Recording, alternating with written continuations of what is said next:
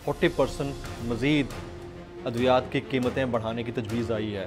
वो काम पे इतनी टांग रही थी कि गोडे गिट्टे उनके घिस गए। आपने एम्बेसडर को क्यों बुलाया फॉरेन ऑफिस में और उसको तंबी क्यों दी? सर मेडिसिन्स की बात हम कर लेते हैं। आज मुझे पता चला है कि 40% मज़ीद अद्वियात की कीमतें बढ़ाने की तजवीज़ आई है, और अगर इतनी भी ना एक्सेप्ट हो, अगर इसकी आधी भी हो गई तो हालत तो पतली हो जानी है पब्लिक की। आप ये देखें, आप ये अंदाज़ा लगा लें, मेडिसिन कंपनी वाले क्या करते हैं, वो उनके पास मटेरियल आता है, बाहर से मंगाते हैं, एपीआई एक्टिव उनके इंग्रेडिएंट्स होते हैं, वो मंगाते हैं और वो उसको इकट्ठा करके बनाते हैं, असेंबल करते हैं जी।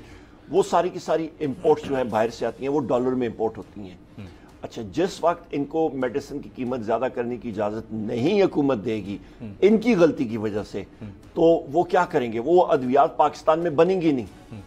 तो लिहाजा ये वही चीज है जो कि आपका एनर्जी सेक्टर में, तवानाई के सेक्टर में हो रहा है, वो मेडिसिन के सेक्टर में भी हो रहा है। आपने एक सीलिंग रखी, आपने कहा इससे ज्यादा मेडिसिन की कीमत ज्यादा होगी नहीं। जब आप ज्यादा होगी नहीं, वो एक बार आपने डिसाइड कर दिया ना, वो कर दिया, पर जब आप उससे ऊपर करेंगे वो कहेंगे हम लोग खसारे में हैं, हम लोग किस तरह करेंगे? बिजली की कारखाने जो है वो भी यही कर रहे हैं, वो कहते हैं जी आप हमें फुल रिकवरी की इजाजत नहीं देंगे तो हम लोग क्या करेंगे? ये वही, और गलती किसकी? इनकी। अच्छा ये बताएं कि आपकी ये 26 नवंबर वाले जलसे के अंदर कितने लोग थे? मैं वहाँ खुद मौजूद था, मैं काउंटिंग में तो नहीं जा सकता, आपके पास फिगर्स आए होंगे, जरा बताएं तो सही कितने लोग थे? लाखों।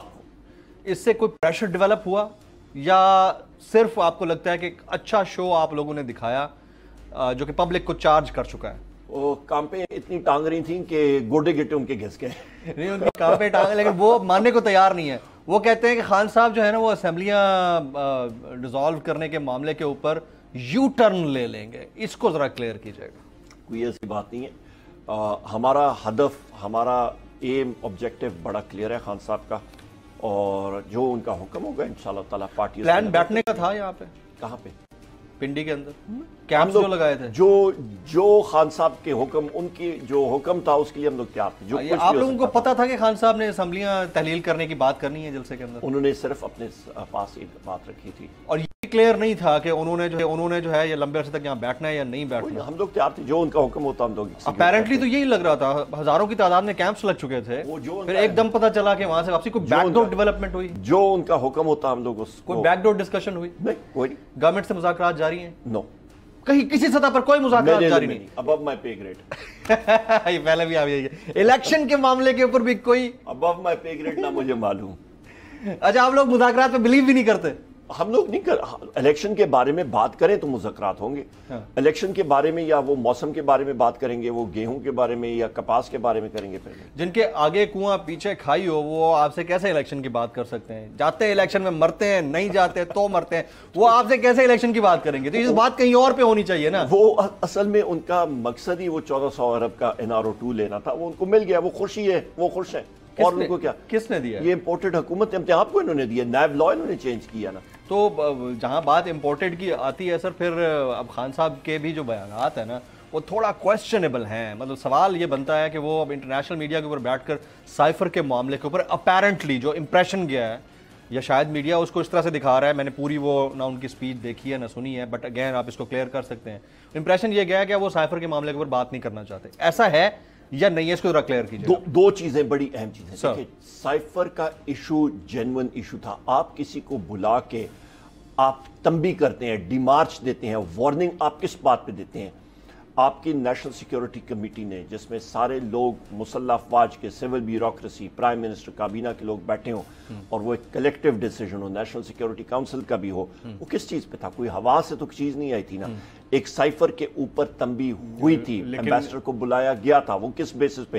या तो हम लोग कहते हैं कि उसको फिर पब्लिक कर देना। अगेन सब जो तर्जमान अफवाज पाकिस्तान उस चीज को डिनाई कर चुके हैं, इवन जो कलेक्टिव प्रेशर था उसमें डिनायल आया कि ऐसी कोई साजिश नहीं हुई। हमारा सिंपल, वो उनका वर्जन है, कोई वर्जन होता है, दूसरा वर्जन आप ये देखें। जो मेन चीज आपकी आई है, आपने एम्बेसडर को क्यों बुलाया फॉरेन ऑफिस में और उसको तंबी क्यों दी?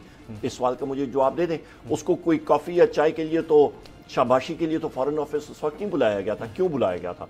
आप रिकॉर्ड उठा के देखिए, फॉरेन सेक्रेटरी से पूछे कि उनसे कोई आपने किसी के वीजा के बारे में बात की थी या आपने तंबी की थी? बात खत्म होगी ना। अगर आपको ये वीडियो पसंद आई हो تو سبسکرائب کیجئے اور بیل آئیکن ضرور ہٹ کیجئے گا۔ آپ یہ سمجھیں یہ جو حق ہے نا، حق پہ کھڑے رہنا اور حق کو بولنا، یہ دور سے لگتا ہے تنہا ہو گئے لوگ۔ آپ خان صاحب کو دیکھیں، تنہا دکھائی دینے، ساری جماعتیں مل کر ان کے خلاف ہیں، لیکن آج بھی پاکستان کی عوام اس حق کی آواز کے پیچھے جو ہے 80% سے زیادہ عوام ان کے ساتھ ہے۔ سیم ایگزیکٹلی اسی طریقے سے بول کی کہانی ہے بھائی، بالکل الگ آپ کو تنہا دکھائی دے گا، ہر جگہ آپ کو کھڑا ہوا نظر آئے گا، ہٹے گا نہیں کسی چیز سے، اور اس کے ساتھ بھی 80% عوام اگر آج آپ دیکھیں تو اسے بول دیکھ رہی ہے۔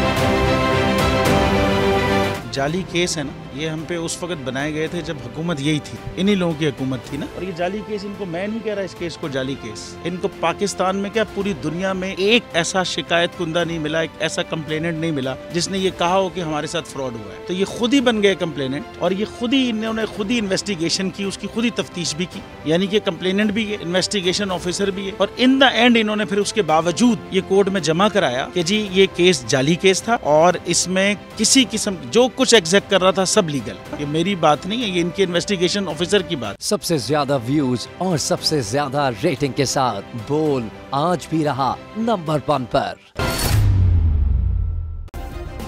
سبسکرائب کریں اور بیل دبائیں تاکہ کوئی خبر رہ نہ جائے۔